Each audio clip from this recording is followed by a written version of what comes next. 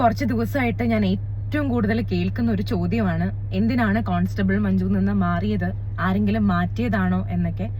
അപ്പൊ അതിന്റെ സത്യാവസ്ഥ എന്താണെന്ന് വെച്ചാൽ, ഞാൻ എന്റെ സ്വന്തം ഇഷ്ടപ്രകാരം മഞ്ജു നിന്ന് ക്വിറ്റ് ചെയ്തതാണ്.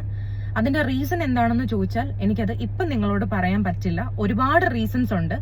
ഇത് ഞാൻ പെട്ടെന്ന് എടുത്തൊരു ഡിസിഷൻ ഒന്നും അല്ല. ഞാൻ ആക്ച്വലി കുറെ മാസങ്ങളായിട്ട് ഇതിനു വേണ്ടിയിട്ട് മാക്സിമം ട്രൈ ചെയ്യുന്നുണ്ടായിരുന്നു, എങ്ങനെയെങ്കിലും അതിനകത്ത് നിന്ന് മാറാനായിട്ട്. ഇപ്പോഴാണ് എനിക്ക് അതിനുള്ളൊരു സാഹചര്യം കിട്ടിയത്. അതുകൊണ്ട് ഞാൻ അതിനകത്ത് നിന്ന് മാറി. കുറച്ച് കാര്യങ്ങളുണ്ട്, അത് പക്ഷെ ഞാൻ പറയാം, എനിക്ക് നിങ്ങളോട് ഇപ്പൊ പറയാൻ പറ്റില്ല. പറയേണ്ട സാഹചര്യം വരുമ്പോൾ എല്ലാ കാര്യങ്ങളും വ്യക്തമായിട്ട് ഞാൻ നിങ്ങളോട് പറയുന്നതായിരിക്കും. പിന്നെ ഒരുപാട് സന്തോഷം, ഒരുപാടെന്ന് വെച്ചാൽ ഒരുപാട് സന്തോഷം. ശരിക്കും പറഞ്ഞാൽ ഞാൻ ഈ കോൺസ്റ്റബിൾ മഞ്ജു ചെയ്യാൻ തുടങ്ങിയിട്ട് 1.5 വർഷമായി. ഈ 1.5 വർഷവും ഞാൻ വിചാരിച്ചില്ല എനിക്ക് ഇത്രത്തോളം ആൾക്കാർ എന്നെ ഇഷ്ടപ്പെടുന്നുണ്ടെന്ന്. അതായത് മഞ്ജുവായിട്ടും സ്വാതിയായിട്ടും എന്നെ ഇത്രയും ആൾക്കാർ ഇഷ്ടപ്പെടുന്നുണ്ടെന്നുള്ളത് ഞാൻ അതിനകത്ത് നിന്ന് ഇറങ്ങിയതിന് ശേഷമാണ് മനസ്സിലാക്കുന്നത്. വൈകിപ്പോയോന്ന് ചോദിച്ചാൽ വൈകിപ്പോയി, നിങ്ങളുടെ സ്നേഹം മനസ്സിലാക്കാൻ. ബാക്കി എന്തുകൊണ്ടും ഞാൻ ഇപ്പം ഭയങ്കര ഹാപ്പിയാണ്. എന്താ പറയാ, മാനസികമായിട്ട് ഞാൻ വളരെ ഓക്കെയാണ്. അത് മുന്നോട്ട് പോയിരുന്നെങ്കിൽ മേ ബി എനിക്ക് കുറച്ച് ബുദ്ധിമുട്ടുകൾ ഫേസ് ചെയ്യേണ്ടി വന്നേനെ.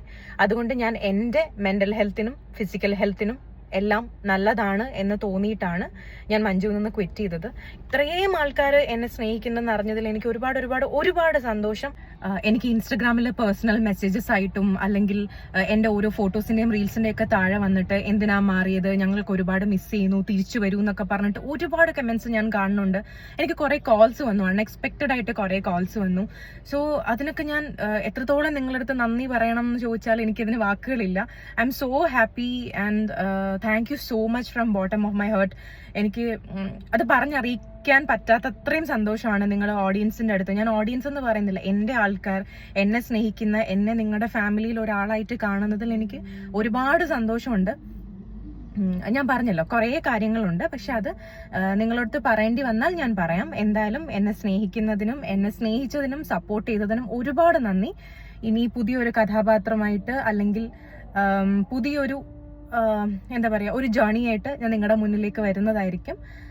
എന്തായാലും thank you so much. Thank you and love you all.